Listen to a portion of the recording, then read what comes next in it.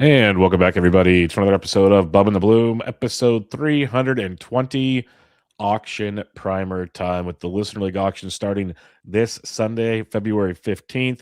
It's time to refresh everybody on the auction format, auction strategies, the best that myself and Ryan can do that. We'll talk some recent news and much, much more. But before that, you can find me on Twitter at BDentric, the podcast at Bubba Bloom Pod, on Patreon at patreon.com/Bubba Bloom. And my co-host, as always, on Twitter at RyanBHQ. Ryan Bloomfield, how we doing, my friend? Doing all right, man. Got the kids' Valentines all written out and that out of the way for their Valentine's Day stuff tomorrow. Man, a lot of names to write down. Actually, my oldest wrote down all the names in his class, so that was kind of cool. But Nice. got all that out of the way. I would wish you happy Valentine's Day. I don't like Valentine's Day. It's a weird freaking holiday. It's a Hallmark holiday. Exactly. The way I used to say it when I was actually married was, I don't have to worry about it now, to me, it's if you need a special day to tell people that, you're probably doing it wrong. But that's just my 2 cents. But we if did that stop makes short sense. of scheduling a Listener League auction on Valentine's night, I guess. They would have all ended up like me. So we don't want that. We want to promote fun, healthy family life around here. How many kids are in your kids' classes, out of curiosity? 24 and 20. I have my daughter's is 24. Yeah, her mom's worried about that tonight because I bought everything. They're packaging it together. So dodge that bullet. But good. You got the fun part out of the way, and then they're going to come home with way too much candy tomorrow. Going to be brutal, man. This and freaking Halloween, like the week after Halloween. Well, sometimes it's first pitch, so it's not too bad. Not too bad. But yeah, the candy. God, there's so much candy. It's gonna be a long weekend here. I remember even last year, like in preschool, we tried telling parents don't bring candy. What do? They bring candy. Like we get the little bubbles and like pencils and stuff. I'm like, this is what you're taking home. Like this is what you get with your little card. Knock yourself out. Yeah. But can't all be that way, of course. All right, enough of that probably for the listeners out there. But little bit of announcements coming up here. I'll let you roll with this because you are basically the behind the scenes. You are the puppeteer to the project of Baseball HQ Online, which is taking place March 6th through the 8th. Yeah, so it's First Pitch Online. It's kind of obviously the online version of First Pitch Arizona, as close as you can get to that, the spring training version. March 6th through 8th. I'm behind the scenes kind of producing it all. Signups will be open early next week if you're interested in it. But yeah, 3 days of panels. It's all on Zoom. It's a lot more than just your typical kind of watching something on YouTube and chatting. I mean, it is Zoom. You're able to participate, and it's more personal with breakout rooms and things like that. You kind of choose your path just like you could at an in-person first pitch. So I'll be, I'm sure, doing a panel. I'll be running a lot of the transitions and whatnot, but it's March 6th through 8th. Signups will be open early next week, like I said, and if you register, all the sessions will be recorded as well, so you don't need to actually be there for 3 straight days looking at Zoom, which is probably not advised. So check it out. Head over to baseballhq.com early next week. We'll have a link to sign up there. And of course, if you're interested in Baseball HQ, the Draft Prep subscription, which is full access to the site, to the tools, to the projections, to Bubba's writing, my writing, I guess. What's the code? Bubba 26? Nailed it. Damn it, man. Bubba 26, $10 off a Draft Prep subscription. Probably only running that for another week or so. So if you're interested, if you're on the fence, use the code, help us out, help them out. Everyone wins. Everyone wins. Yes. I telling Ryan before the show, the powers that be, Brent Hershey and company, gave the PT Tomorrow crew that I'm in our marching orders is starting next week. We are back to full time on PT Tomorrow. It's been every other week so far, so we're back full time. Ryan's already full time with the Speculator, and now I'm even more. Yeah. I picked up a Facts and Flukes column that I'm going to be writing this year. Every other week, I'm switching, kind of tag teaming it with Zach Larson. But yeah, I'm back in the Facts and Flukes. It's been like 8 years since I've written Facts and Flukes, but I love it. So I don't know. Like I need more things to do, right? But whatever. Yeah, exactly. We should almost do a Facts and Flukes about us at the beginning of every show. Like, 2 truths, 1 lie. That thing. That'd be Probably very entertaining, actually. But It would be. it'd be very entertaining. That'd probably be we do we'd put the Patreon paywall on that one, I think. Yes, yeah, we probably should, because I already toed the line as it is on these shows. We should probably do that. Well, after your Bryce Miller comments last show. Hey, that was a hit. That was a hit. People liked it. People liked it. Eric Leggett in the chat here says, finished his first OLAC an hour ago. Needless to say, the episode is a few hours late. Yep. We're getting Eric, people you'll ready, have another chance for your listener leagues. This is somewhat strategically placed before our 10 listener leagues start up. And I guess, I mean, if you're just picking up on the show, newer to the show, these listener leagues they're already filled and whatnot, but it's obviously all Bubba and the Bloom listeners, but it's 10, 15 team auctions that are going to be running through pretty much every night the second half of February. 9 out of the 10 leagues will be live streamed. We will get those links out to you. So if you're interested in auctions and seeing how different people draft, you can use this as a primer.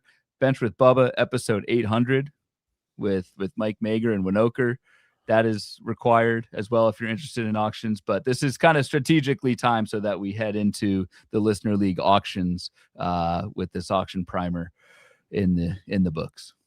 Yep, and we'll get to that shortly. Thanks for plugging 800. One of my favorite episodes I've done on that show. So thank you for that. Let's talk some news first, though. We're gonna continue picking it up on Hammate Gate, which we left off last episode, because the next day on Wednesday, more Hammates were broken. Corbin Carroll, he is going to have Hammate surgery. He'll be out. Okay, so here's the rough thing. Most places said it's 5 to 6 weeks.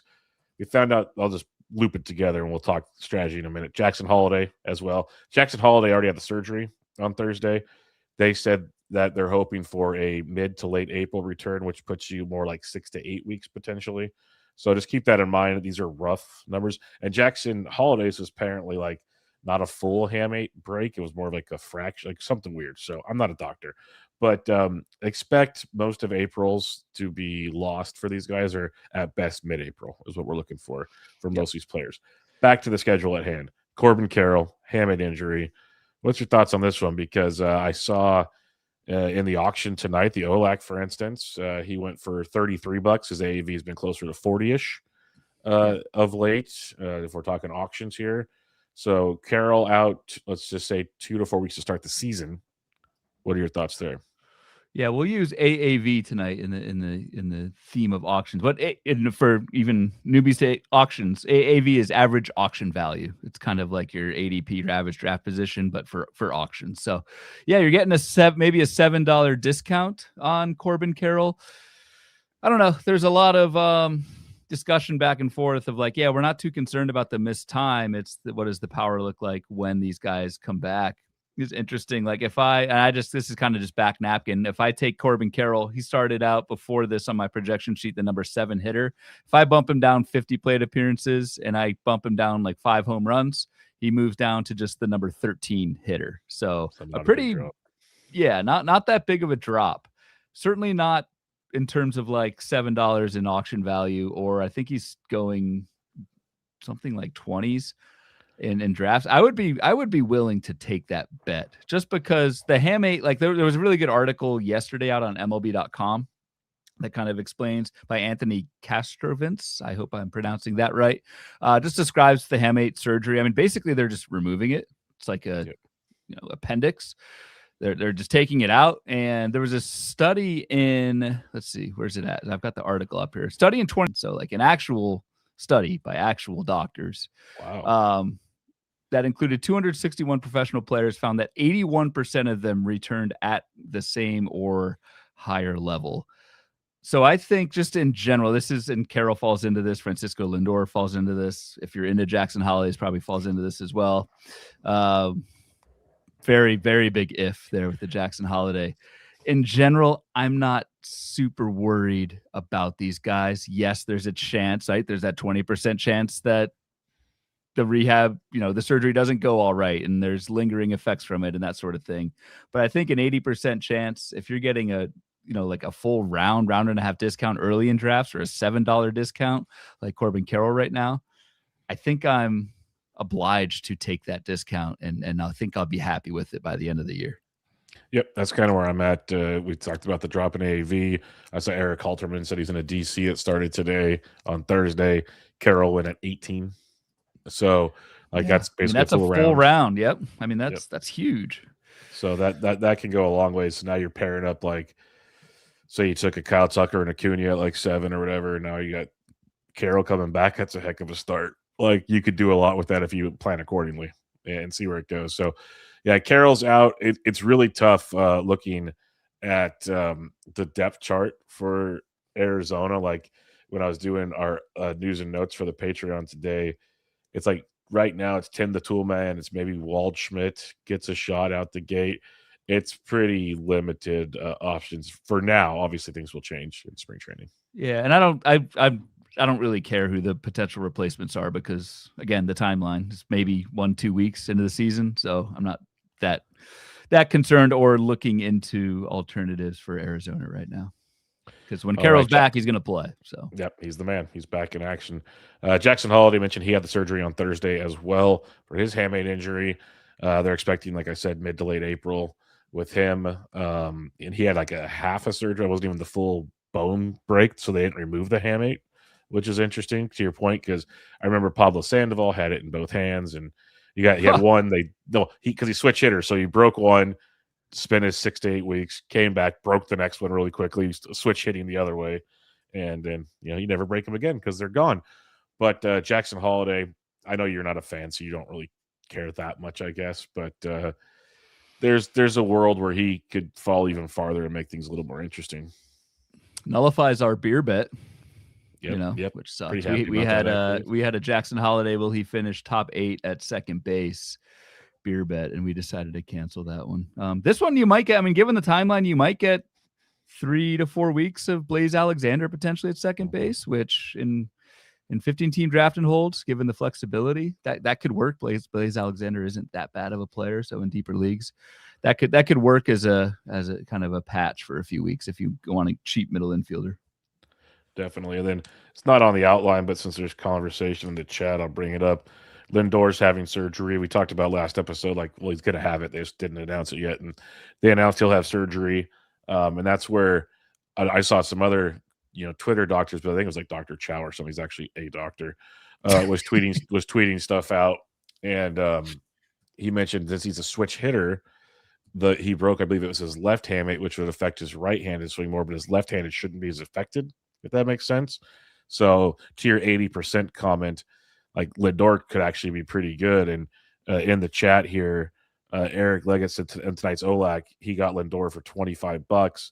In comparison, Ellie went for 36. So that's an $11 discount just in that draft alone. And when you're talking AAV, Lindor's going 32. around 32. So he got a $9 or a $7 drop in AAV there as well. So again, it's kind of a trend. It looks like $7, at least for the first two we talked about, is basically a round you're getting the discount. Wasn't Dr. Chow the dude in The Hangover? The Hangover, yeah, it's a Dr. Chow as well. But there's a fantasy football, like, legit Dr. Chow. Okay. He does a lot of stuff and he was throwing his 2 cents in there about the hamate injury. Yeah, Gotcha. That's why I mentioned it. I wasn't going to mention it. It was just some random Holiday and doctor or something. But yeah. All right, Jordan Westberg, stop me if you've heard this before, is dealing with another lingering injury. Yeah, This one is almost worse than the other stuff we've gotten so far, because Westberg last year, it was always just a lingering injury. There was a point where they're like, "Oh, he's just going to play through. We'll give him occasional days off." Remember that? That was fun. He is already reporting to camp with an oblique injury. So I wasn't the biggest Westberg fan, but this really turns me off on this. Honestly, I'm more concerned about this than I am the hamate stuff. With, like, obviously Carroll, Lindor, like, just the price that they're going, it's probably more concerning. But, like, for me, this takes Jordan Westberg probably off my board unless he's really cheap. And it's not just this injury. It's like you said, Bubba, the history of injuries and just this reflaring back up. I just don't want to mess with that at what's still a somewhat expensive pick in terms of auction values. Jordan Westberg's an $11 player right now. And I can't do that. I need to see Jordan Westberg prove that he can stay healthy for like an entire season or most of a season before I go in there. This could be another case. This is like the Blaze Alexander show. Could Blaze just switch right over to third base if or Westberg is out. does Jeremiah Jackson all of a sudden have life? Does he play Because third base? he plays third in the outfield. Yes, like There because you he's go. basically been written off with all the outfield acquisitions they had. That opens the door. You have Blaze. They brought Jorge Mateo back. He can kind of play all over. He could play second. Blaze like there's a lot of moving and shaking Yep. in Baltimore. What this gives me PTSD from is Wyatt Langford last year.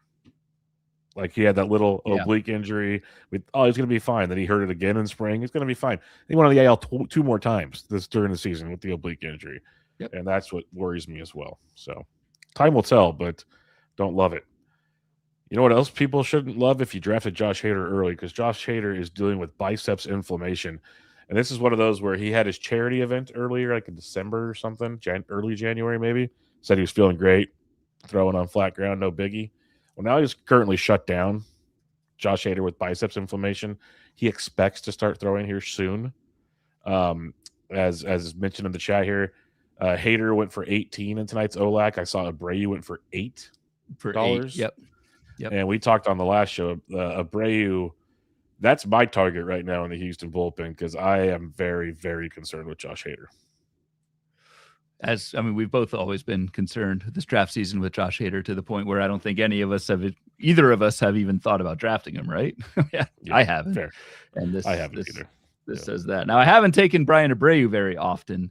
That price will probably rise, but it's still a situation that I'm staying far away from. The problem is now, like, it's out there with Hader, and he won't be going as expensive as he was because, as we said, Josh Hader was $18. Again, for folks that are newer to auctions, one of the big themes of auctions this year, and we'll get into this later in the show, is the price of closers. The really good ones, the elite ones, are going all over $20. So you're going to start to see that drop with Hader with this news. And yeah, it's just I'm not. And a quote unquote ace closer is a major investment. If it doesn't hit, you're kind of screwed in that category. So I'm going to be super safe and not take Josh Hader at all. Agreed. Couple more comments from the chat real quick. Lindor went at 31 in a slow OC last night. So that's a fall from grace right there. And then Lindor went 40 in a recent DC. It's like I'm gobbling those up left and right with Lindor. DC being the 15 teamers and the 15 the OC, the online was the 12-team Fab League. 12-team Fab, exactly. Marcell Ozuna, when I did the Pirates preview with Thunder Dan, we went through the roster, and all of a sudden, like, they have no righties, especially with power in this lineup at all. It was like, go get Vientos or go get so-and-so.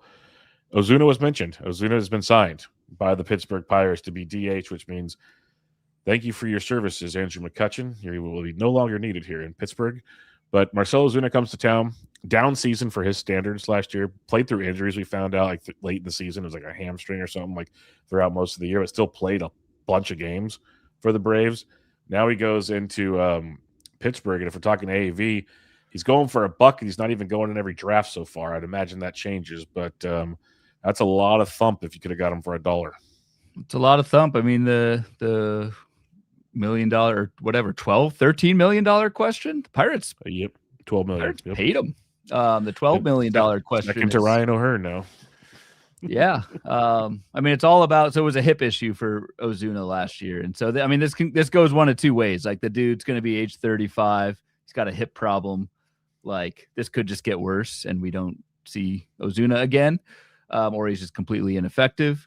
Or an offseason of R&R has actually helped, and Marcell Ozuna at least goes back to, I mean, this is a guy who's basically hit back-to-back 40 home run seasons in 2023 and 2024 with a good batting average. So, I mean, if there's even a 20% chance that this offseason Marcell Ozuna's hip is all patched up or good to go, that's a great bargain, or great gamble, I should say, to take, even though he is utility only and will be utility only. I don't see him playing a position for the Pirates, but I would not give up yet on Marcell Ozuna.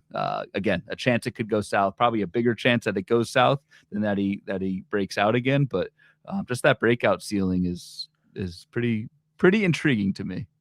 Yep, I'm all about that, especially if you're getting a bargain. I'm curious to see where it goes in the next few days as he has signed, but pretty cheap still. He's not going to be super expensive if you plan accordingly.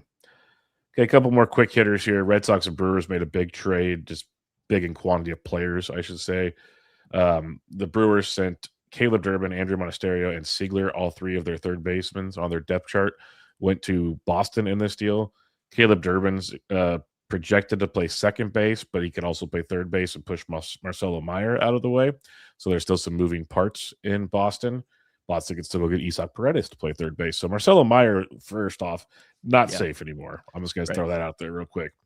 Caleb Durbin, though, I'll ask you this: like, does that really affect anything for you with Durbin moving to Boston? It doesn't for me, but I'm just curious with you. No, it doesn't for me either. I think the playing time is safe enough with moving to second or just going back to third. I'm not gained second base too, which would be nice. Yeah, I mean that could actually be a boon. So no, that doesn't change much for Caleb Durbin, who plays third base in Milwaukee. Well, that's where I was going to go with this, because the Brewers received Kyle Harrison, David Hamilton, and Shane Drohan. And right now, the reason why Durbin's projected at second base is Romy Gonzalez has a shoulder injury, probably not going to start the season with the team. So that makes that happen. Brew Crew, with no third baseman, early reports say David Hamilton's going to get all the chances to be their third baseman. But let's go. So there's tons of. I thought of you immediately. That's always been one of your dudes. Yeah, steals galore. We've gone to battle over Hamilton in the Fab previews. It's all about playing time for me, and that will be playing time. So that's important. The other thing I'm curious about is our buddy might have new life in Milwaukee, Kyle Harrison. I'm not saying he's going to immediately join the rotation, but last year the Brewers picked up Quinn Priester from Boston, a forgotten soul. That worked out well. And if you look at the Brewers rotation / rotational depth, it ain't great. So there's going to be a window where we might see some Kyle Harrison back in our lives. We've only been begging for it for like 36 months. Yeah, Kyle Harrison goes from like SP9 on the Red Sox to like probably SP6 on the Brewers, and that's an SP6 with your boy Logan Henderson, excuse me, with some major injury risk. And you never know what these teams know, and we don't, right? Who was the guy who had surgery on February 2nd? Reese Olson. And the Tigers signed Framber Valdez before we knew about that surgery. So I've seen Quinn Priester's being slowed by a wrist issue. It sounds like that's nothing, but who knows? So yeah, Kyle Harrison is kind of back alive. At some point, we say this all the time, 6 starters, they will eventually get a shot. And especially, I mean, Jacob Mizorowski is no sure thing to stay healthy or pitch deep into the season either. Brandon Woodruff, we all know that. So I think a very good move for Kyle Harrison's fantasy value. Just real quick on David Hamilton, I think a very sneaky stolen base source. I'm going to compare every stolen base rabbit to Chandler Simpson, because that's just what I like to do in draft season. But David Hamilton will go far, far cheaper. Won't play against lefties. He's truly horrendous against left-handed pitching. But David Hamilton on a team that can run, that could be some nice late value there. Yep, could be that. And the other guy that maybe long shot, good spring is, don't forget, there's that old Tyler Black. We used to think was supposed to be a big problem. He was at third baseman, and there was a window where they played Sal Frelick at third base before they went and got Durbin. So the Brewers might do weird things. Very important to watch how spring goes for whoever doesn't go to the WBC there. But the reports early on from the Brewers was David Hamilton will get as many chances as possible to play third base. Yep. Baltimore Orioles, they keep adding starting pitching. I respect this because we know you can never have enough starting pitching depth. And they went and signed Chris Bassett, who all offseason I wanted the Giants to sign. I knew that wasn't going to happen after a while. But Bassett got $18.5 million, which is not reliever money. Remember, he finished the season relieving for Toronto. $18.5 million is starter money in Baltimore. And that's probably part of it was put to the side for Framber when it didn't work. But now you got a potential Trevor Rogers, Bradish, Bassett, Shane Baz, Eflin. Now you got Dean Kramer and Cade Povich on the outside looking in Baltimore.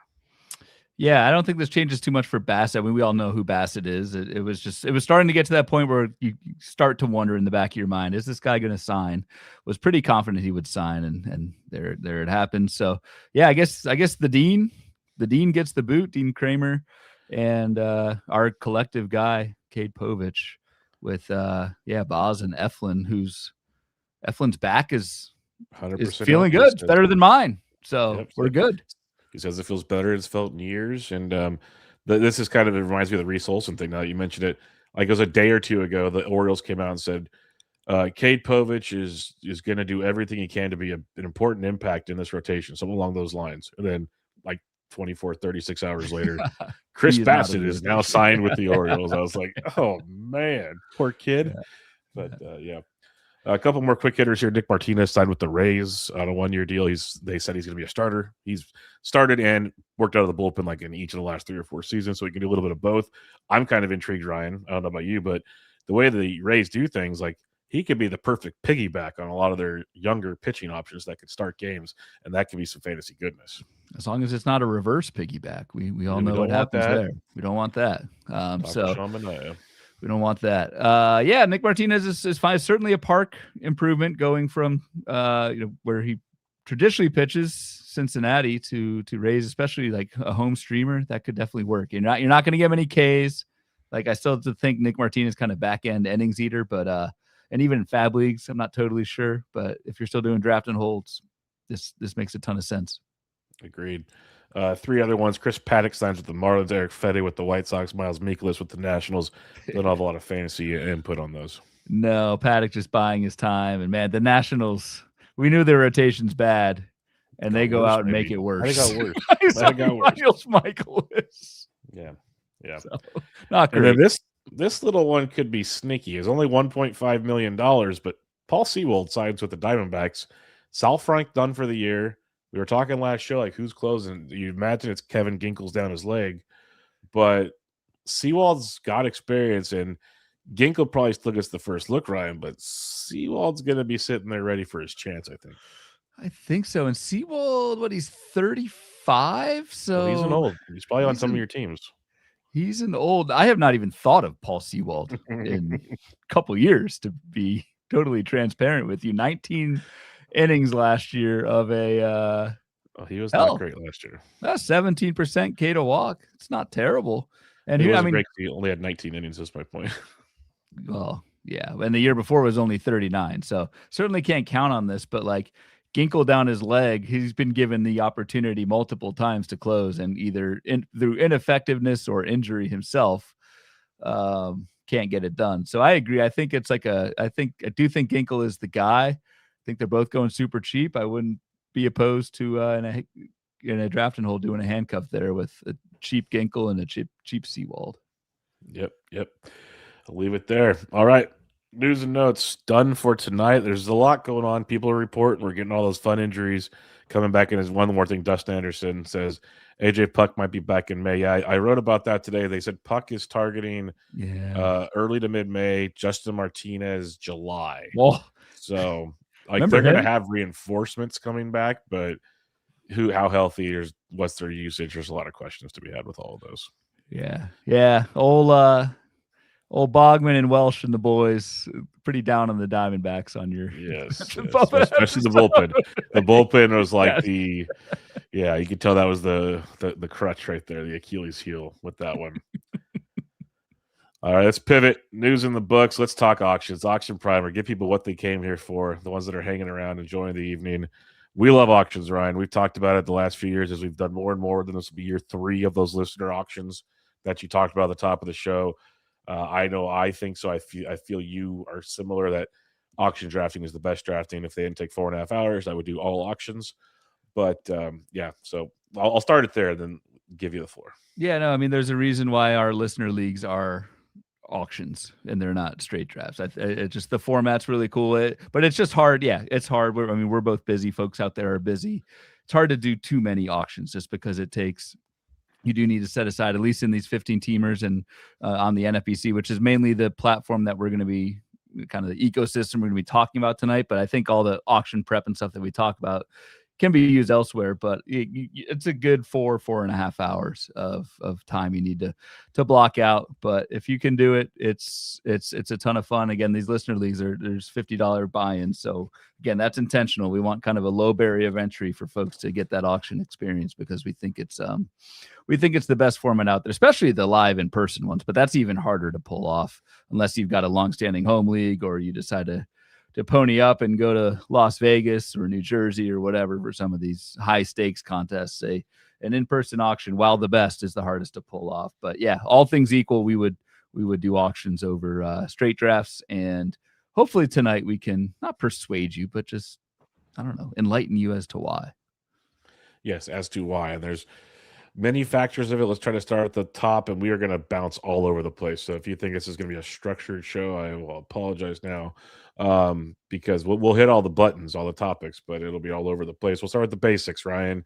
Auctions. We'll get into the bids later on. We'll get into some strategies on building, but the basics of an auction, it's going down the list like we do KDS right now, and that's how you determine the bid order on NFBC. That's how you'll determine your reserve rounds. But the basics of auction is you have to fill your 23 man roster with a $260 budget. That's where I start with basics.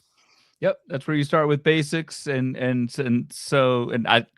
I do know why we ended up at $260. Just such a random number. Like, why do we do $260? Why do we? Do we know the answer to that? It's in the annals of fantasy baseball history. Okay. We won't bore people. But yeah, so you get $260 to fill out your 23 teams. By quick back of napkin calculation, that is a little over $10 per player, $11 per player. Typically your first round picks, and I'll try and kind of equate this straight draft with auction for those of you who are obviously new to auctions and are used to drafting. Your first round players are up, more than $40 or approaching $40 near the back end of the first round. Your like second, third round guys are in the 30s, and then it starts to go down right from there. It kind of your fourth, fifth, sixth round, maybe up to like eighth round are $20 players, and then further down all the way to $1. So hopefully that kind of helps in terms of like when we say a $30 player, it's roughly a second, third round type of player. Anything to add on just the basics of it? I was going to say, based on like the dollars you're talking about by rounds, I saved on my computer. I think Ariel Cohen or someone tweeted it out a while back. It's on my desktop for me to use when I'm planning stuff all the time. I'll throw it in the Discord. I'll remind myself to put it in there so people can check that out. It's just an idea. Like, obviously you're not going to follow that because things change, numbers change, people's impressions of what you should bid on people change. But it's kind of just a general idea to Ryan's point. If you think you're getting quote unquote value on a player, that's the price you should be paying for said player. If you want to match it up with AAV and ADP, but that's, as you can tell when you look at AAV numbers, that's not how it always works. And you work around that, but at least in prepping, it kind of gives you an idea. If you feel like, hey, I want to go spend like $45 on a certain player, well, $45 in theory is like your third or fourth pick in a draft. So like let's just kind of maybe tone it down a little bit. But that's the nice thing about again, we're kind of laying out the case here. Is with an auction, you can get any player you want to. You can get any 2 players, any 3 players you want to. I have seen teams get 3 $40+ players. You can do whatever the heck you want to. Whereas in a snake draft, if you've got the 10th pick, you have a 0% chance of getting Shohei Ohtani. I would say the other big, that's the nice thing, but it's also, I would say it is much more involved. The prep process. It is, and even the in-auction process, in a draft, when your pick is up, when your pick is not up, and you can kind of go back to the drawing board in the middle of a draft. In an auction, that's very difficult because you should be paying attention to every single player that gets thrown, because you could be in on, I've done this before. I've bought 3 players in a row, but then I've also sat out for an hour and a half to 2 hours of an auction before. So it's mental gymnastics, both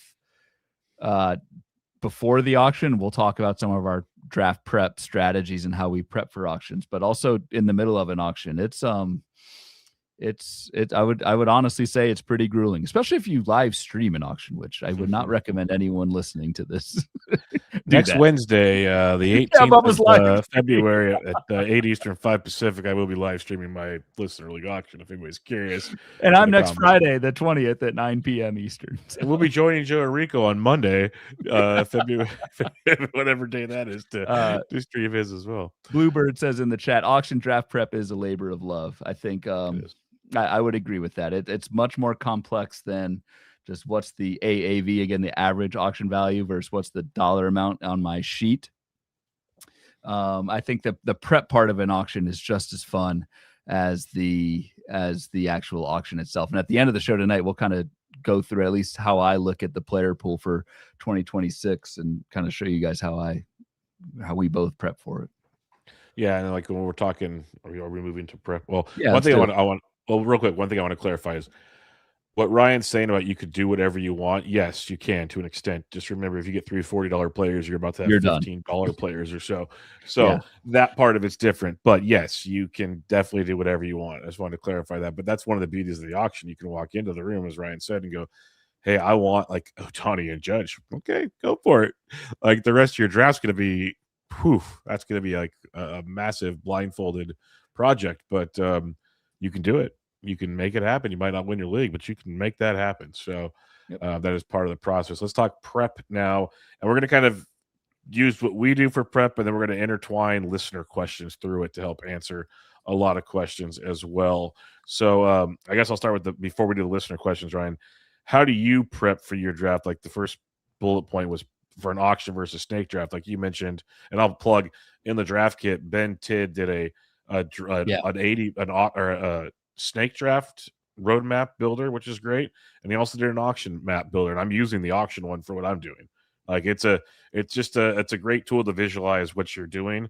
Many ways to do it, but it's very helpful in that regard. But what are you doing to prep for an auction compared to a snake draft, I guess? Right. So, I mean, the biggest thing with snake drafts that we talk about is just look at which pick you have and kind of try and map out those first 5 rounds, right? But in an auction, you may decide you don't want anyone in the first 2 rounds and you want to get, the equivalent of the first 2 rounds, and you want to get 5 guys from rounds 3 to 5 to make up for it, that type of thing. So when I mean, generally in terms of prep, and it's nice on the NFBC, they have these average auction values. I track these live every day in our ADP tracker. That is, I guess it's a misnomer now. It's not the ADP tracker anymore. It's the ADP and auction tracker that's available for Patreon folks. But I think it's very important, at least for certain positions. I don't do this for every position. Maybe something where we differ and something that maybe for me isn't right. But I like at some of the key positions and figure out what I want to do at catcher, at reliever, and at least the first half of my starting pitcher. And so I'm going to look at what these average values are, what the market's saying this player is going to roughly cost you, and see where I like kind of those pockets the most. I guess I could keep going, but I'll throw that back to you. Do you look at, like, when you prep for this, are you looking at every position? Are you just looking at key positions, saying I want to get a $20 middle infielder, or are you a little bit more laissez-faire with that? Well, as you know me, most of my life is pretty laissez-faire. But like when I first started doing auctions a couple years ago, I literally would do the most simple thing. And I'll mention, like, you could do this. The simplest thing that I've done is you can go to Fangraphs and pick your projection you want and use the auction calculator. It'll give you prices.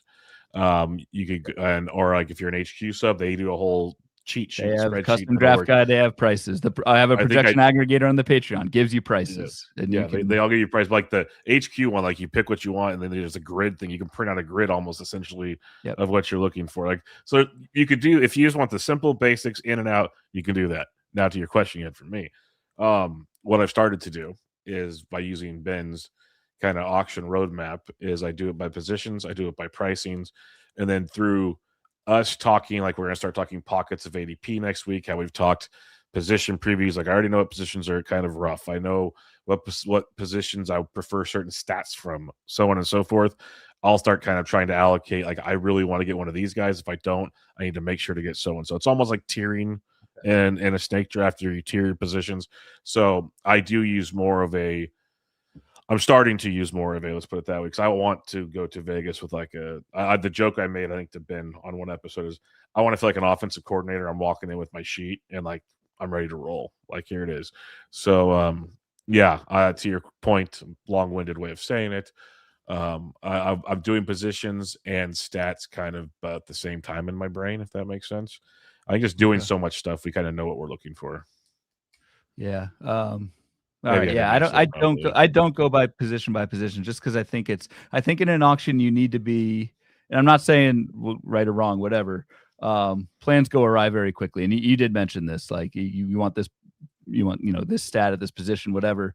I tend to try and be as flexible as I can because I know things are going to get weird in an auction. They always do. I pretty much have a general plan for catcher, general plan for reliever, and then my first 2-3 starters. After that, I'm I kind of and I budget these other spots pretty loosely. I just have basically what I have, and this kind of goes back to this $260 budget thing, is I roughly budget a dollar amount for each slot, each hitter slot and each pitcher slot on my team. And so I've got a sheet that will have 14 rows for a hitter, 9 rows for a pitcher, with a rough dollar amount of what I want to spend in each slot. Those all add up to they have to add up to $260. And I'm not, so I want to say I want to have a $35 hitter will be my hitter 1, a $28 hitter will be my hitter 2, a $25 hitter will be my hitter 3, and so on and so forth down the line. I have a sheet that basically has that, and that's what I try to stick to within. I could go a couple bucks either way. If I go $2 more on one slot, then I know I need to adjust for that and go $2 less elsewhere. So that's generally for me in terms of like how I'm prepping for it. I'm going to kind of build out that sheet of what I roughly want to spend at each slot, but I don't do it by position. I don't say I want to spend $10 on my second baseman. I think you're being a little bit too rigid if you get into that level of detail. Yeah, so I think we're actually closer on the same page. Maybe I didn't explain it properly. I have it listed by position so that I know I can budge. Like say I went and spent more at this starting pitching area. So now I can like basically drop down into this range of like at these positions that I like price wise. That's kind of where my brain operates. So it allows me to basically I can flow through the sheet, if that makes sense. It's where they're all there. Because when we go into budget, like we'll talk budgeting here sooner or later, but I told you I'd jump around. Like, you have $260, you want X amount for pitching, X amount of hitting, and throughout that wave, like you need to decide if I'm going to go spend $40 on Scooble. Well, now my starting pitching budget drops. So now if I had Scooble on my sheet, now instead of going for like the $20 tier like we talked about, now I can just drop down to this tier and I'm good with this group of pitchers. So that's kind of what I meant. That's what I meant by like I have my flow chart essentially. And that's a good example. Like this year, the Scooble, right? There's those top 3 starting pitchers: Scooble, Skeens, Crochet. There's the 7 or whatever closers that are all going for over $20. I think you do need to think about, is that where I want to go and have a general? And yes, if you do want to budget high, almost $40 for one of those top 3 aces, you need to have a plan as to which starting pitchers you're then going to get like in the teens as opposed to the 20s, because the math has to math.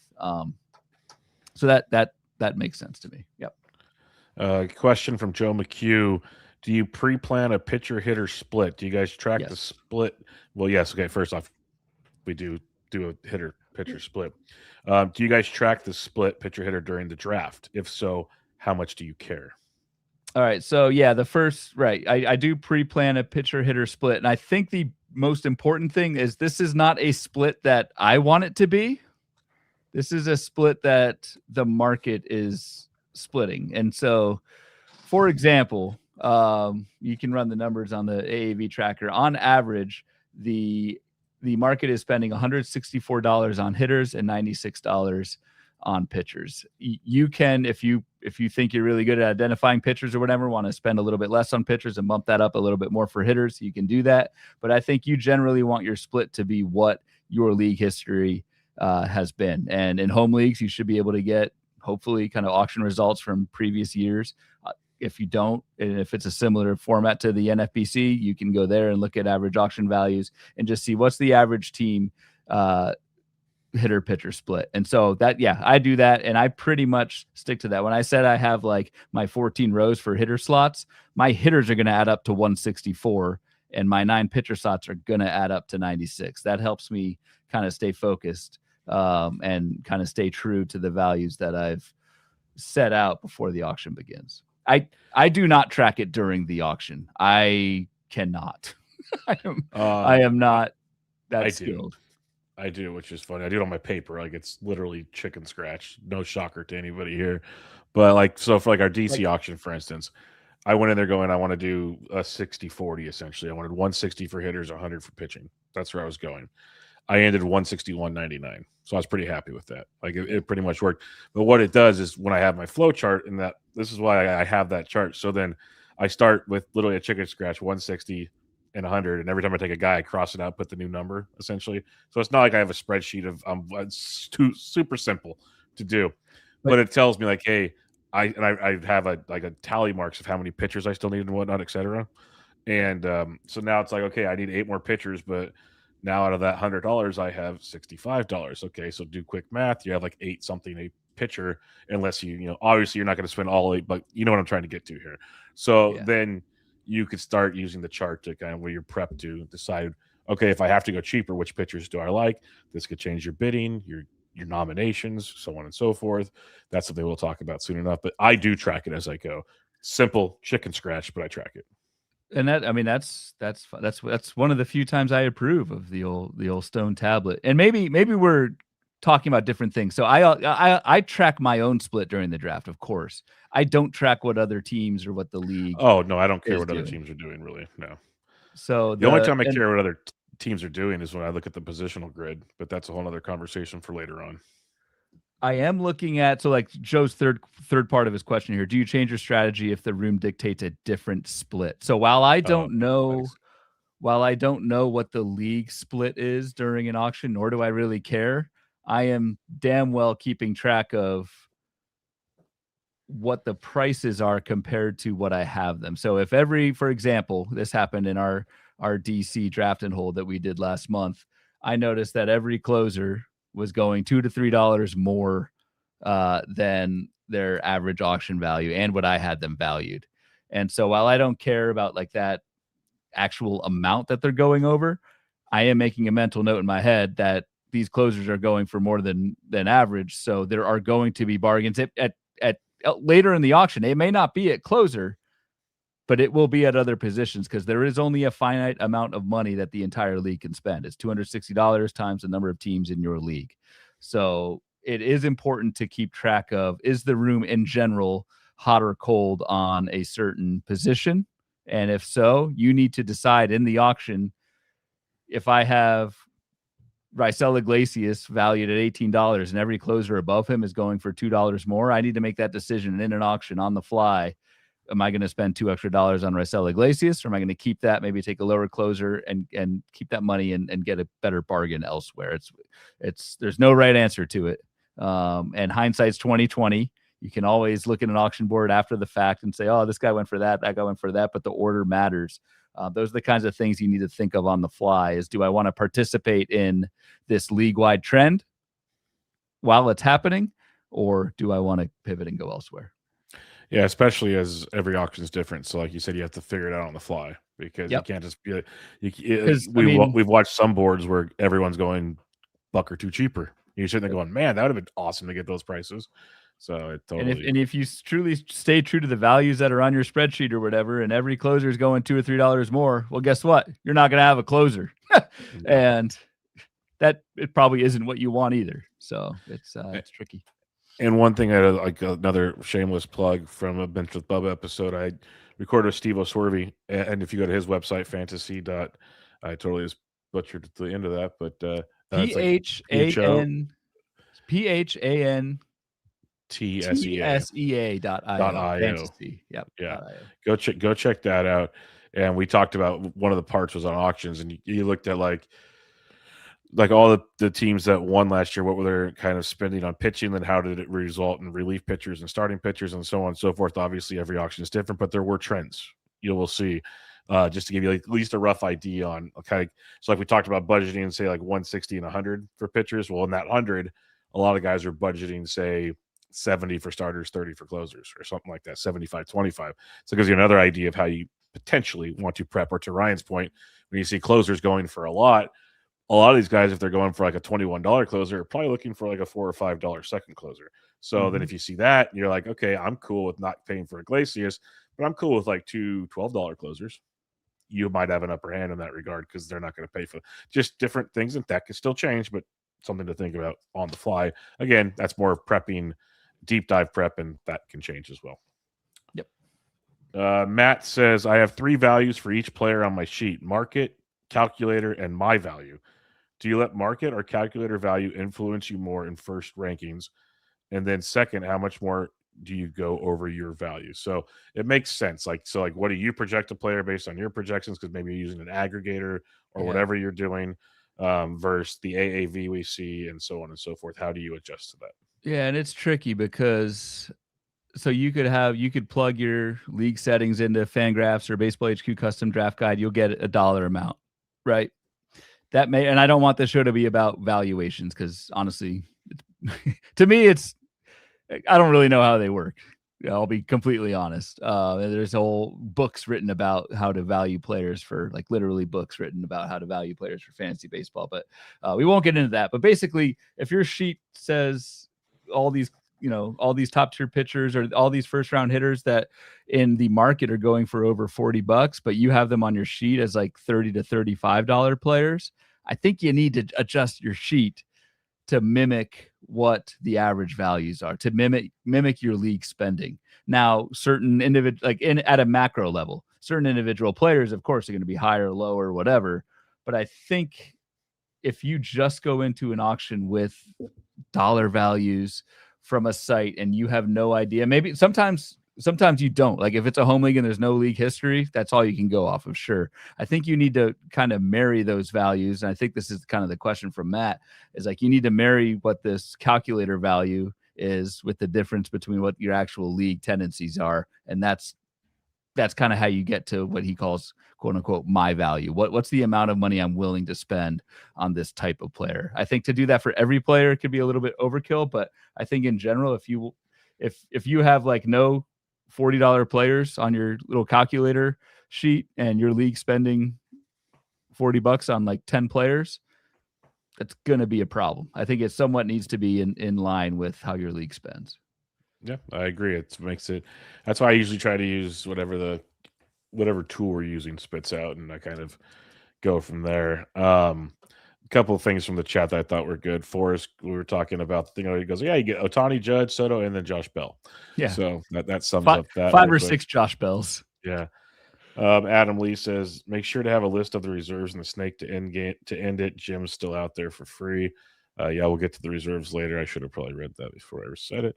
But I did like these. MGC says, I like to look at AAV for position buckets to frame the overall picture, not to zero in on must-haves. But there are some, for example, starting second basemen I don't want. So yes, that's another way to go about it. Yep, that makes sense. If there's 4 or 5 second basemen you like that are roughly going for $10 to $15, you have a plan A, B, C, D there where like a few of those guys maybe go over, but you could probably budget second base for low teens and kind of adjust from there. In that case, that makes sense. And then JD Brown says, so it's just basic economics. The demand drives supply, but open better priced opportunities later in the draft. Yes, absolutely. Yeah. I keep going back to the closer economy this year because that's I think the most simple, and we'll see this in auctions. Say and we may debate the actual number. Say there are 7 truly elite closers who are capital C closers, have elite skills. Everyone kind of knows that.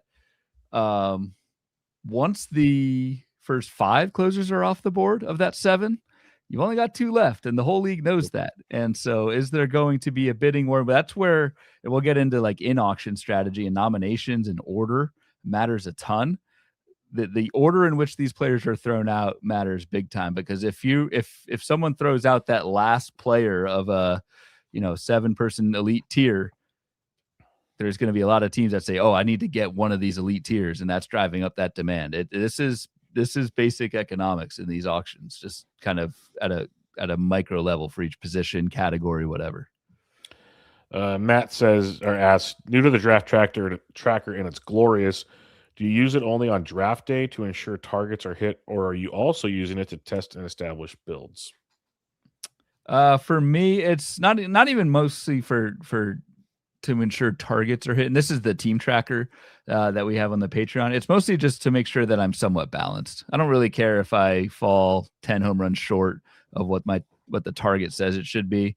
Am I 10 home runs short and 5 steals short?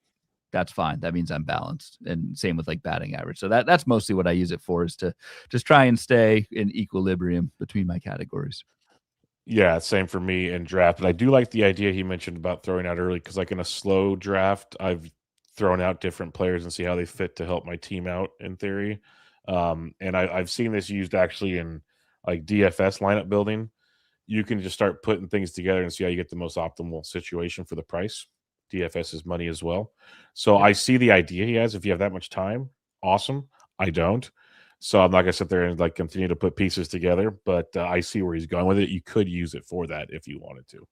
Yep. The budgeting process, Ryan. I guess do you budget like well I'll just ask the question, we can build off of this.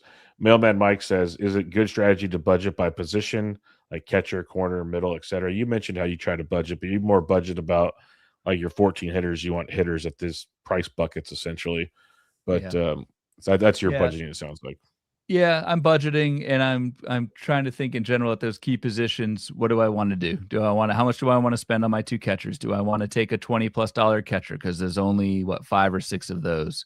I've talked about closers probably enough already. Do I want one of those 7, 8 elite closers? How much do I want to spend there? So I generally try and like when I say I go down in kind of position wise, or at least hitter versus pitcher wise, each slot. I'm probably marking who my SP1, SP2, and reliever one are, and then maybe my catchers. But the rest I'm kind of leaving to be out there. I guess the other thing to look at too in terms of budgeting, and we kind of talked about this, I think it was Shakini's question earlier, is just kind of know where you like a vast number of players at a certain price point.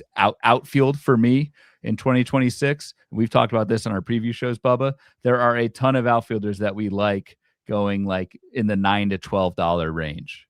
Teoscar, Brenton Doyle, Profar, Lawrence Butler, like those types of names. Your mileage may vary on the actual names, but it's valuable to know where you like a lot of a certain type of either position, category, player, because you can pivot and have multiple kind of plan A, plan B from there. I think it's very risky to say, I'm going to go into an auction and say, I'm going to get Jose Ramirez because I don't like third base. Well, what if that doesn't work out? What if Jose Ramirez goes for $3 more than you planned? So, yeah. That's why you got to have your adjustments in place and be able to pivot. But yeah, to your point, like I know we like there's pockets of outfielders we like, there's pockets of starting pitchers you like, and so on and so forth. So yeah, I try to plan accordingly. Like, hey, I'd like to get X amount of each, and that's X amount of dollars, as Ryan is saying. But it doesn't always work out that way. Like the biggest thing, probably the biggest takeaway from an auction is be able to pivot on the fly and not freak out. That's like so like your draft prep is all about, more importantly to me, your prep should be about what alternatives are you going to make, because there is 0% chance you're walking into that room and picking the team you wanted. So how are you adjusting to that? And honestly, you're gonna make, at least if you're me, you're gonna make buys that you instantly regret, because by definition, you are willing to spend more than the other 14 people in your league on this player. And I think is that? That's what you got to ask yourself. Why is that? I think it's important not to dwell on it. Just move on. Just from a psyche thing, there are going to be some tough calls. You have to make these decisions within 5, 7 seconds. You need to just move on and not let it stick in your craw. It's tough sometimes, though. And I will say this also for prepping, and we'll move on to in auction here shortly. I think having a list of players you want nothing to do with is actually very helpful. Like, you don't have to have them written down in front of you, but just know the list. So when that name gets thrown out there, you just have a couple of minutes to breathe. You can chill. Yeah. Like that goes a long ways. Like I haven't done the like in-person one, so I'll probably be a mess the entire time in Vegas. But I know that's helped me so much on the online stuff when I'm not streaming them, especially. Like I'll sit there and I know a guy gets out, I start looking at other tabs about different things, and I'm just like not even caring until I hear a new name get put out there. Yeah. Like I'm just not even involved. And that little brief moment goes a long way. I think if especially if you have like 3 in a row you don't care about, like you feel like a brand new person by the end of that section. If you know you're not gonna, if you're one of those people that doesn't know, that means every time a name's drawn, you're looking at your research, and you're just continually going through stuff. It sounds silly, but every little second you get to relax goes a long ways. Agreed. Good point. All right, let's move on to the auction unless you have any more budgeting or prep stuff to talk about. No, I don't think so. Yeah, let's move on. All right, in the auction now, there's lots of things going on because there's lots of noises happening. There's players all the time on like a snake draft. Like if you're on the one of the ends, you get time to chill for like 15, 20 picks, give or take. Now you're involved all the time potentially for 4.5 hours. That's why I mentioned the breaks. Take advantage of them.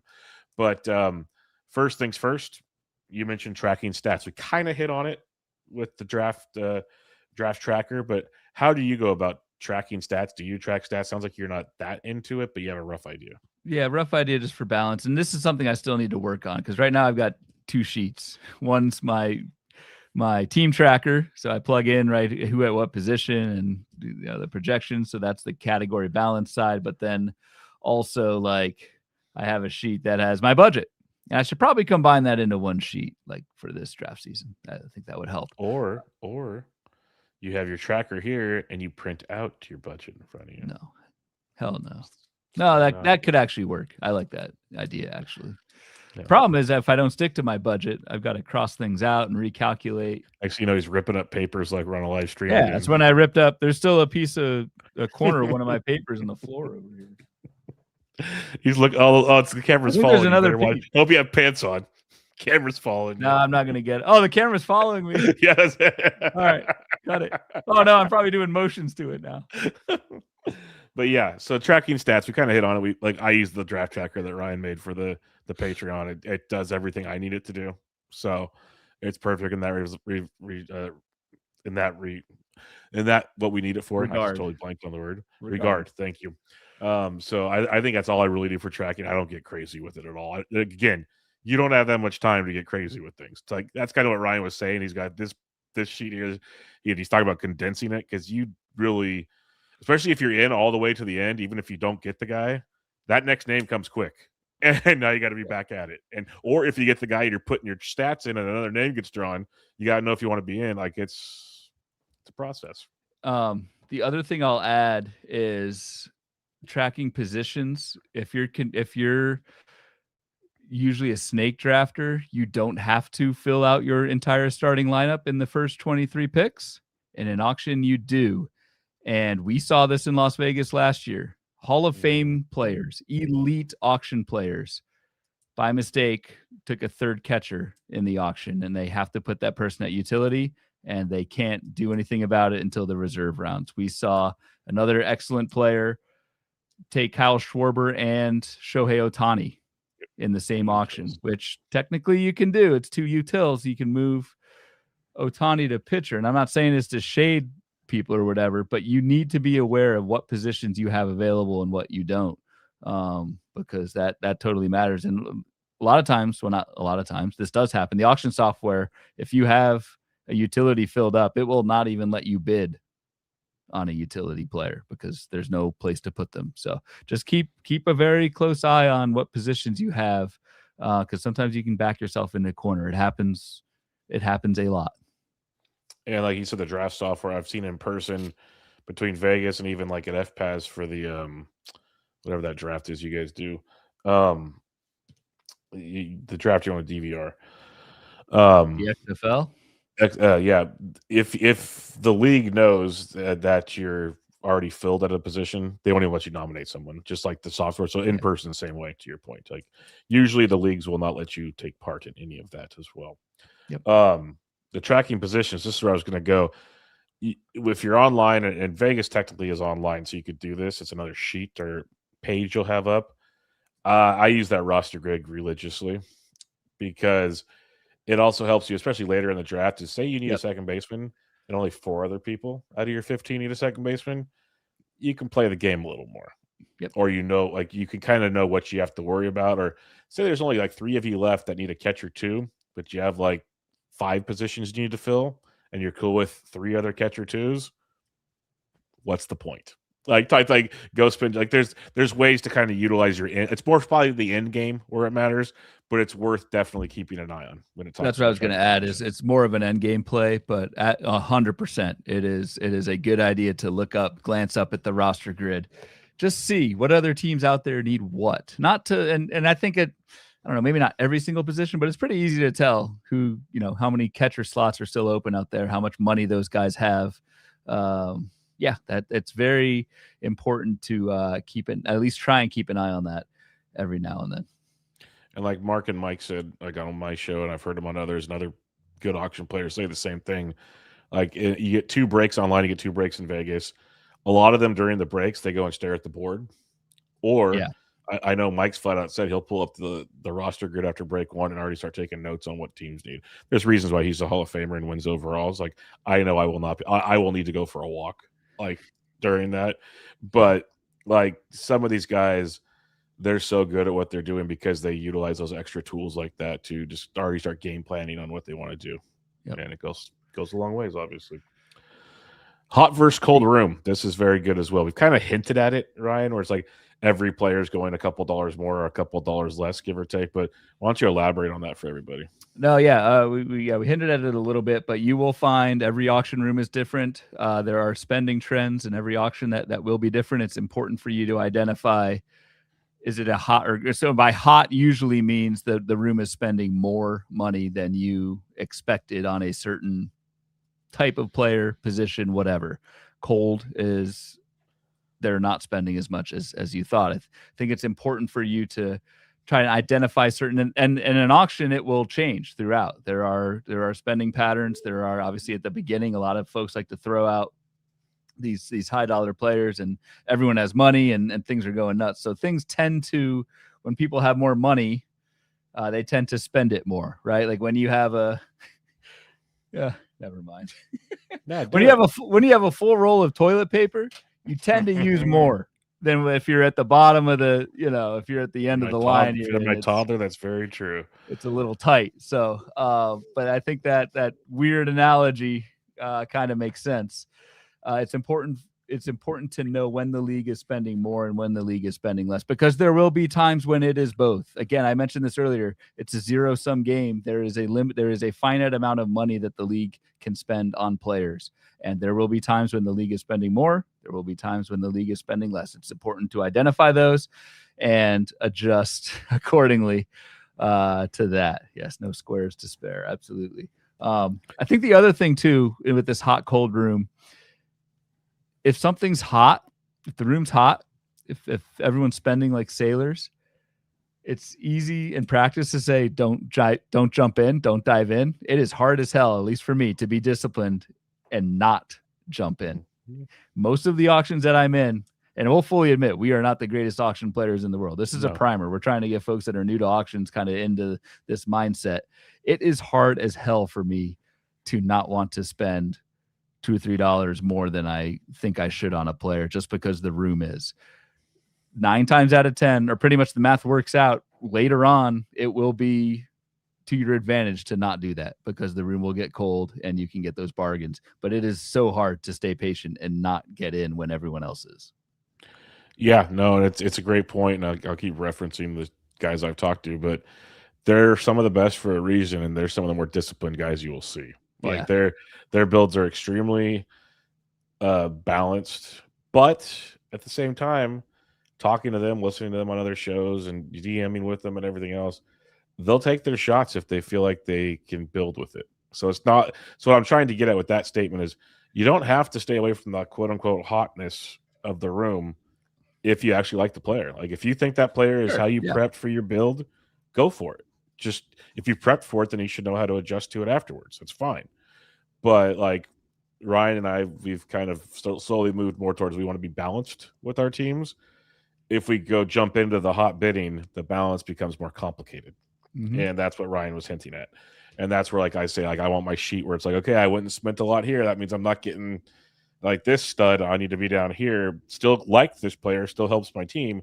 But I already know, like, hey, there's again, now I can cross these guys off if they get nominated. I'm not even in type thing. And so it's just to the hot and coldness of the rooms you're talking about. Like tonight's OLAC, a lot of the guys in the chat, a lot of guys in our Discord were in that OLAC. So they posted a no names board, just throwing that out there, everybody, before you freak out. But like Joe McHugh, he plays a lot of auctions, does a lot of NPCs on our Discord, and he's sharp at it because like the first thing he noticed, he goes, "Oh wow, everything went for about on average -1 AAV." So he's all, it's a great room to be in. So it was basically a little cold, is what I'm trying to get at. So you can kind of go and get your guys in theory. You're not having to go crazy with the bidding. I know I'm rambling again, but it's just kind of every room's different. Have your plan is what it always comes down to. But yeah, the hot rooms will happen, especially out the gate, because they'll tell you. We'll talk bidding here or throwing out bids in a minute, but most rooms you go into, the stars get thrown out right out the gate. So everyone's got their full budget. They all want their first round draft pick. That full And roll. that's how it goes. You got that whole roll of triple ply aloe vera freaking Charmin, and you're like, no matter what hot sauce I had last night, you're good, God. baby. See, this is where it goes. This is where it goes off the rails. But hey, whatever. This is the Bryce Miller breaking point of our episode. Oh, we haven't got. No, it's a good point. How often do you track? Well, I'm sure you track it, but like, how much do you pay attention to and react to? How much money remaining you have versus the rest of the room? Because in these NFBC rooms, it's very easy to see how much total money you have remaining versus everyone else. Like, do you get freaked out when you have the most and you just kind of spend just to get within the? There's a tendency for me to want to do that. I know it's wrong, but I like never want to have too much money. And sometimes, obviously, you don't. But other times, it's like, okay, I'm just going to try and spend on this player who I kind of marginally like, just so I'm more in line with how much money the league has left. I would say when I first did auctions a few years ago, 100%, I would just start going, okay, we got to start buying guys. Everyone else is buying guys. Let's go. Yep.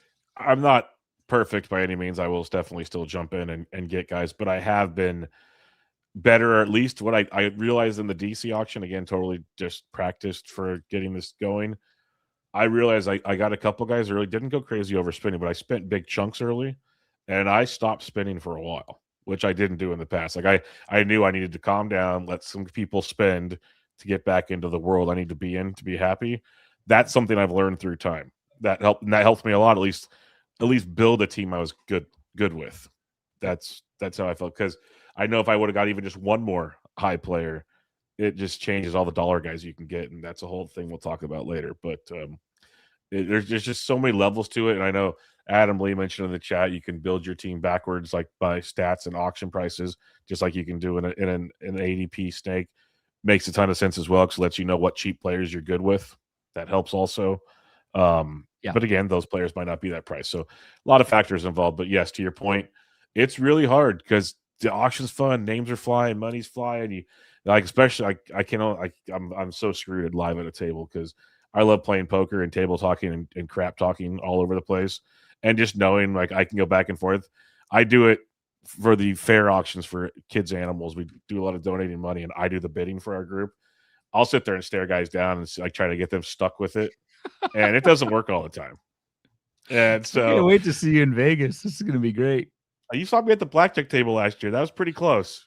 Yeah, it didn't end well, but better for me than someone else. But yeah, we'll remain nameless. Fireball.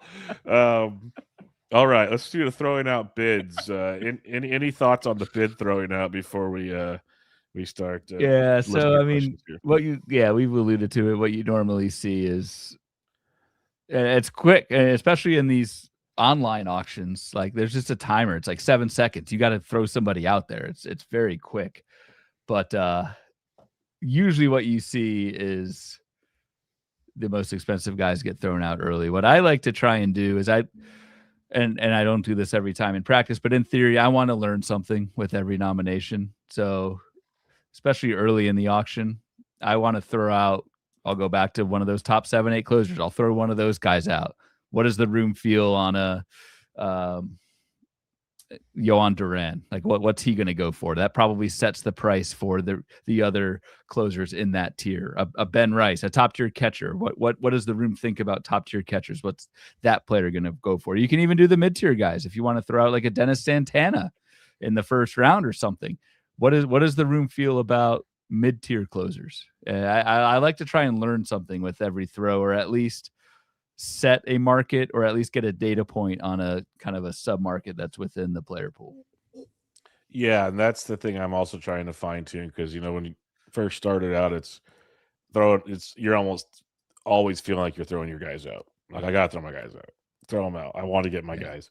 Problem is, you're not the only person in the room. There's 14 other people. Someone in that room probably wants that guy. Just throwing it out there. And it's very obvious when you throw someone out and you keep bidding on them.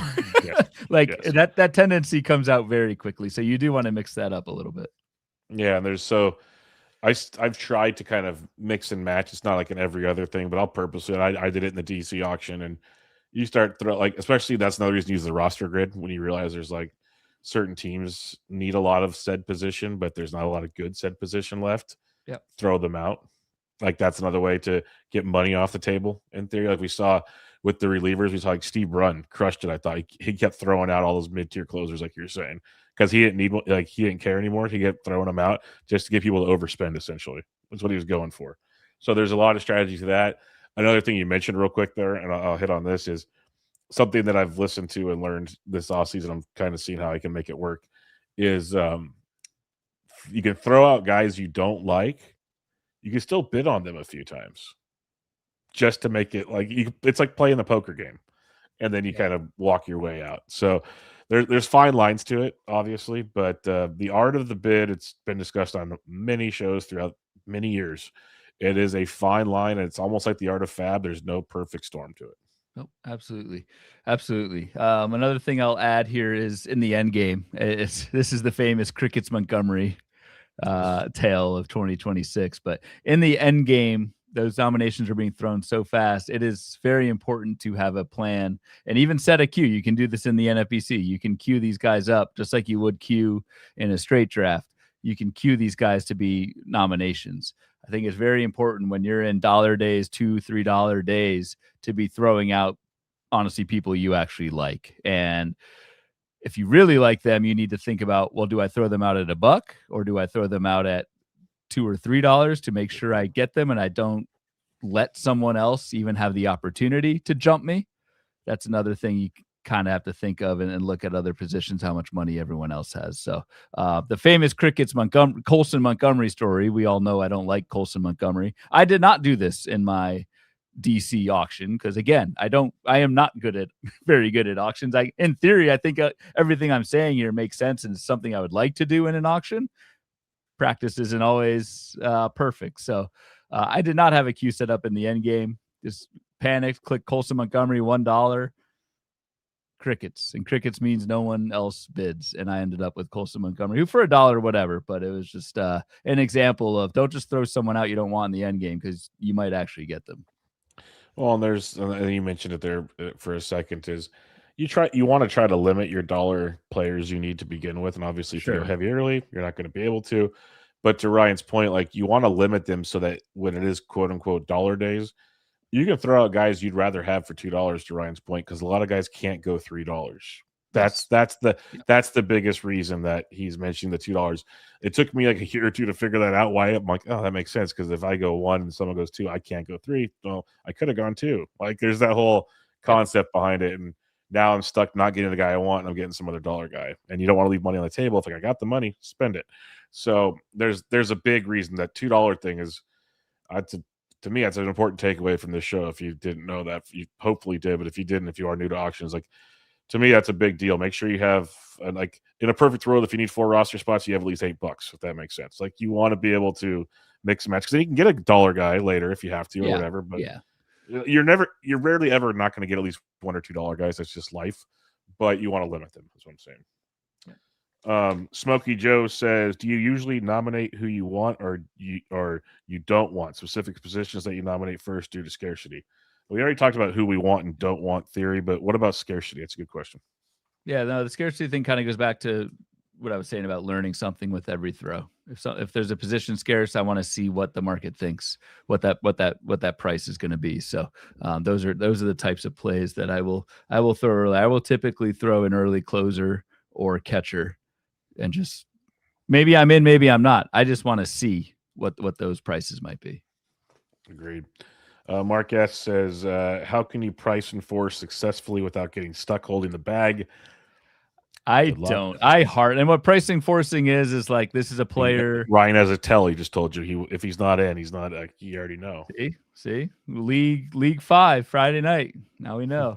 I just hate the risk of being stuck with somebody. I mean, price enforcing is basically bidding up a player you don't want because you think he's going for too cheap, and or you have a tell that someone in the league who loves. If Nate Eovaldi comes up and I'm in the league, people bid me up on that. They price enforce that. The risk is, what if I stop clicking +1 and then you end up with someone you don't want? So I don't know. I don't do it that often just because it scares the crap out of me. It's fair. I'll bid for a bit, but I usually try to not get too crazy with it. Dustin Anderson says I like to throw out utility players to lock up other teams' rosters. That is a strategy. Don't get stuck. You can only get you only want one. Remember that. Yeah, no, I price enforcing. I wouldn't advise it too much. Like you can play bid for a bit, but don't get carried away. That's the best way I'll say it. Yep. I do want to mention something on the bidding. If you're online on the NFBC, you can do the max bid thing, which will help as well. There's a limit now; it has to be above $8, which has changed things a bit, which is nice because that kind of hurt the $2 bid thing back in the day. But basically, if you have free time before your draft, you can go in there and put what your max bid would be for each player. So they'll say I throw out Shohei Ohtani for $22 and someone has a max bid for 48. Every time someone bids up, you automatically still have the next highest bid. It just keeps going and makes it faster. Yeah. I'll mention It does. that, and then yeah, It does speed up the auction. I have thoughts on it, but it doesn't matter what I think. it speeds up the auction, but at the same time, It I'm like, does. I want people involved. Like, if you want the guy, get in here. Yeah. But the other thing I'll say is, if you want to speed up an auction, folks, don't throw every player out for $1. If you know an AAV on a player is like $32, Yeah, at least start out at like 23, 24. Like at least get close to the ballpark. Like you don't have to put the AAV out there because you want to get a deal. I get it, but let's not start. Don't start like Ronald Acuna Jr. out at $1. Let's move it along here. Yeah. That's one of my. And I'll oftentimes, if I know, so I guess I don't know if that's price enforcing, but like if the room is doing that, I'll type $30. Where I do it all the time. You know, if I end up with Acuna for 30, or I don't know, maybe I type 25, whatever. Just an example. And like no one does anything else, I'm like, okay, fine, I'm happy with that price. So I will do that for sure, just to move things. Yep. Smokey Joe says, is stacking something you consider? For example, if you want an early Bobby Witt, would you spend an extra $1 or $2 on Franco or Vinny P? No, I don't care. I don't care either. Nope. Yeah, nothing there. Anything else on the bidding process, right? Anything else on the auctions before we talk players, AAVs? I mean, we could go on and on, but we should probably move on. I do. So there is. Have we talked about jump bidding? Like, I think it's important that you'll oftentimes be in a one-on-one versus somebody in an auction, and there's usually a button in your auction room. It's just +1. You keep pressing +1. But in person too, you can do this. Is to get out of the +1 rut, go 2 more. Oh yeah, and 100%. is the other player willing to actually do that if you break out of that? So I will do that. It'll startle people too. It'll set them back. Going, whoa, exactly. wait a minute. Because then they have to spend really $3 more than they thought doing a +1. So I do that frequently. I've seen a lot of guys do that online and in person. Like the best was DuPont last year. Just he jumps all over the place, and it's beautiful. I think that's a great thing to do. Just to, if anything, it makes your opponents think, which sets them back a few seconds. Like there's methods to the madness. And it helps. Like if I've got a pitcher I know I want to spend $19 on, I'm going +1. It's like 14, 15, 16. I'll go straight to 19 because then I don't have to go 20. If that makes sense. Because if I don't, that's a great. I'll just go to my number right away because I don't want to screw around and go over. Yep. No, makes a ton of sense as well. Anyway. All right, let's look at the AAV tracker. You got some topics here you'd like to discuss. So we'll just do this. Will be pretty quick, just kind of given where we're at with the length and everything. But figured we'd do a quick kind of player position or player focus type thing to end this out. So we have, and this is available to Patreon folks. I've got this as an ADP tracker, but it tracks every single auction. It's kind of nice. You're able to see not just the average auction value, right, which is important, but you can see the spread of picks, and generally the room anchors towards the average auction value. That number, at least in NFBC leagues, is shown right next to the player. So the league won't vary too much from that, but there are, you can see the spread of picks here, which is nice. But I don't know. I figured it'd be kind of interesting to do. We'll do catchers just because you're the catcher guy, Bubba. Let's just look at catcher like as an exercise. If I'm budgeting out what I want to do, I'm trying to think how I want to handle catchers. I'll pull this up in the AAV. We will take a look at the catcher prices here. for those listening, Cal Raleigh, I'll just run through the top 10. Cal Raleigh, 28. Ben Rice, Shea Langoliers, William Contreras, Hunter Goodman are at 22, 22, 21, 20. The Goose is at 19. Salvador Perez, 17. Drake Baldwin, 16. Will Smith, 14. Yainer Diaz, 13. Adley Rutschman, 10. Teal, Francisco Alvarez, also 10.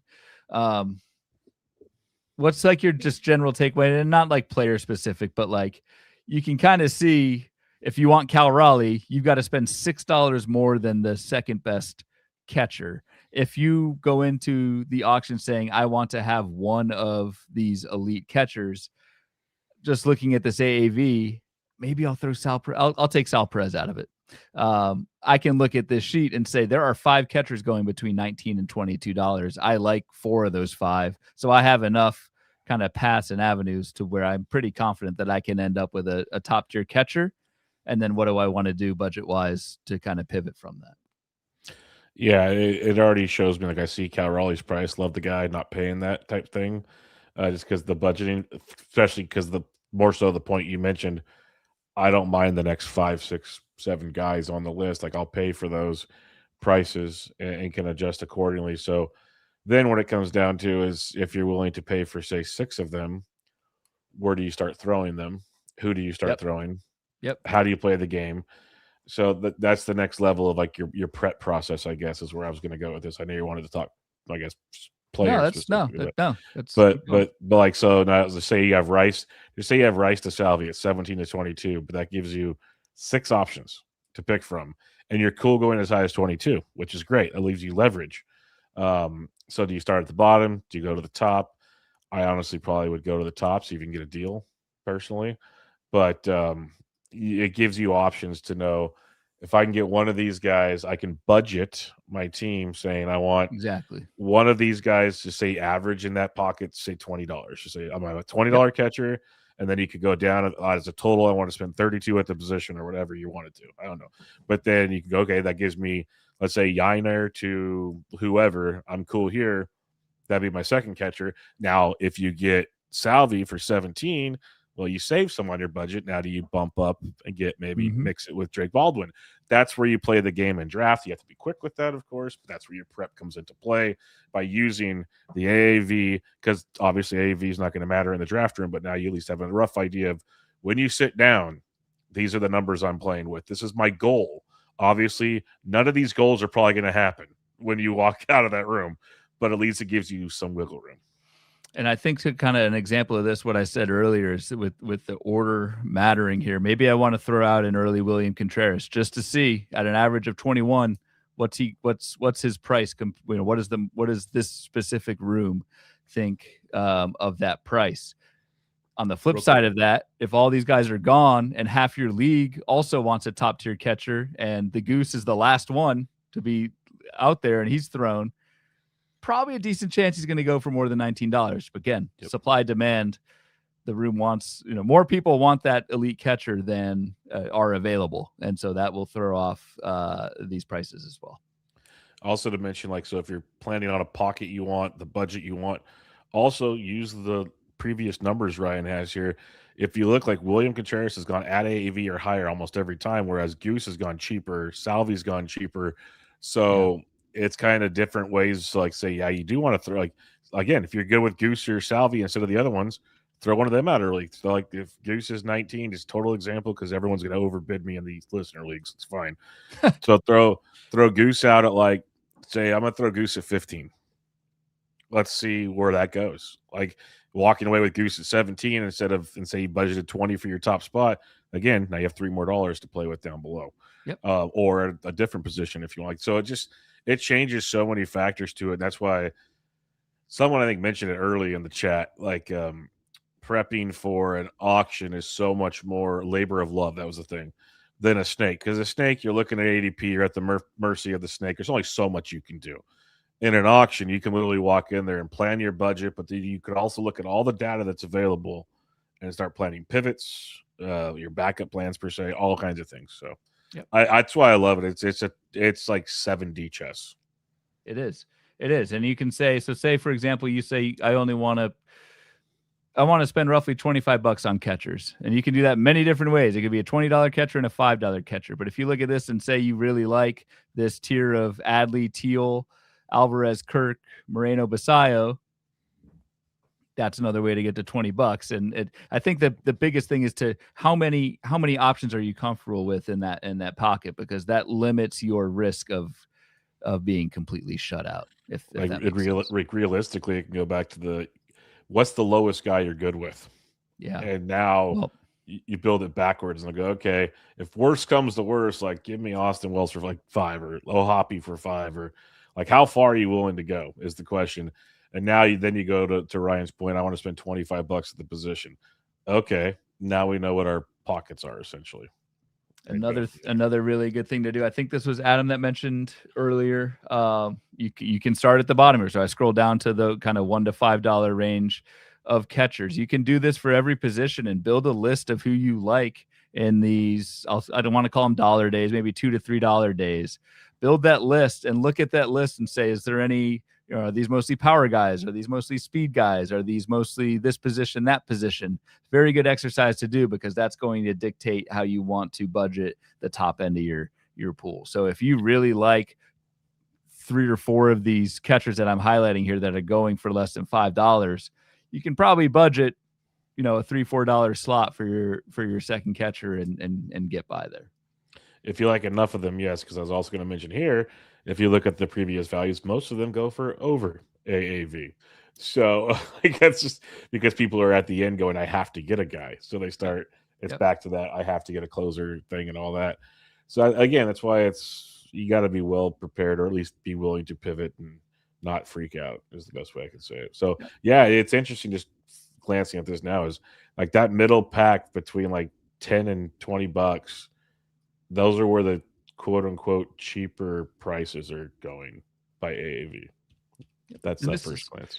This is just one position, one example. We're not going to go through the others or whatever, but just to kind of get your mind into kind of how we would attack a certain position or a certain group of players. I think this is important, and honestly for us, fun to do as when you're prepping that those prices and those budget slots for, again, I like to do this always for catcher, always for reliever, and always for starting pitcher. In my opinion, if you do this for every single position outside, I really like the idea of finding where the biggest clumps of players are and who you like in the $2 to $3 range at every position. I like that idea. I just think you're getting a little bit too in the weeds if you try and budget every specific position. But I think a catcher, reliever, starter, this is certainly worth doing. Yeah, no, catcher, reliever, starter, especially like those $20 starters we talked about, like kind of the second-ish tier starters. Yeah, I think that's very important, because if you want to leave with 2 or 3 of them, and you need to know how many there are and how to adjust. So I think that's very important.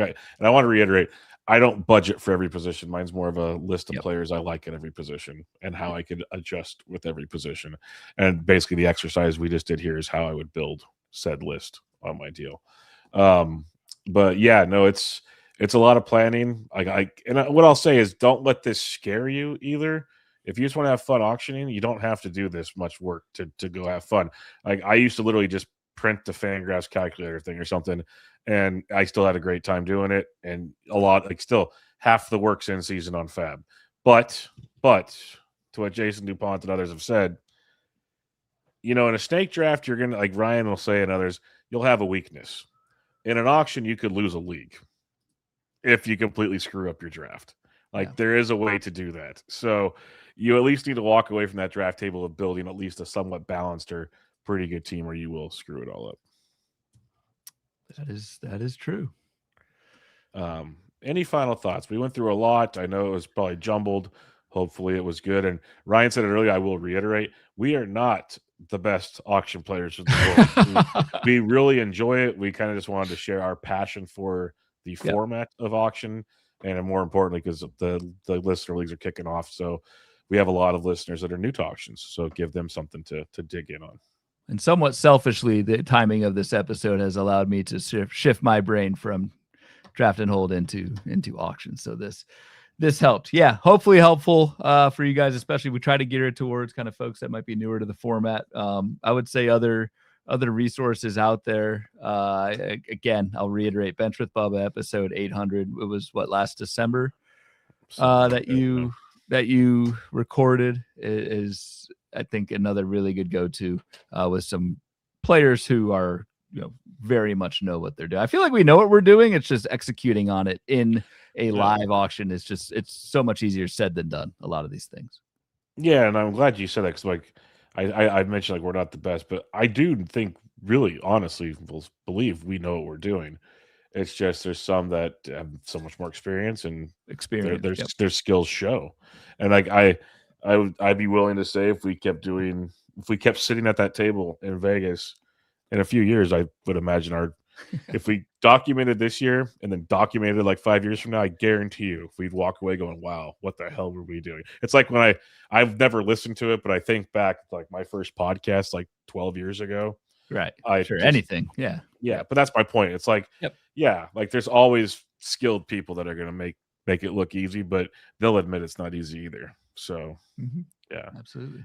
It's as it was said so earlier, it's a labor of love, and the auction is a definite labor of love.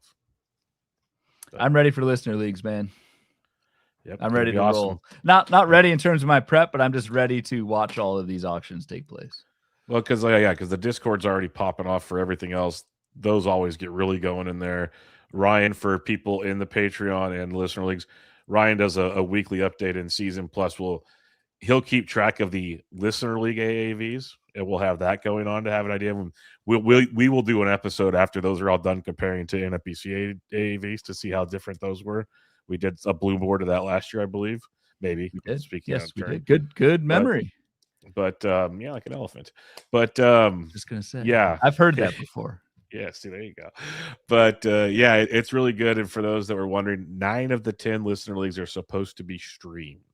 I believe, I can't guarantee you they'll all be open to the public. I think they will be. I think so. Pretty sure they will be. But I want to speak out of turn there. Sundays will not be streamed. So League One will not be streamed. Every other one after that for now is scheduled to be streamed. So if you got the itch and you want to learn more on the fly, you want to make fun of me, others, come join the fun. We'll wrap it up there. Make sure you follow Ryan on Twitter at RyanBHQ, the podcast at Bubba Bloom Pod, on Patreon at patreon.com/Bubba Bloom. I'm at BD Andrick. Thanks for listening. This was actually a ton of fun. We'll catch you all next time.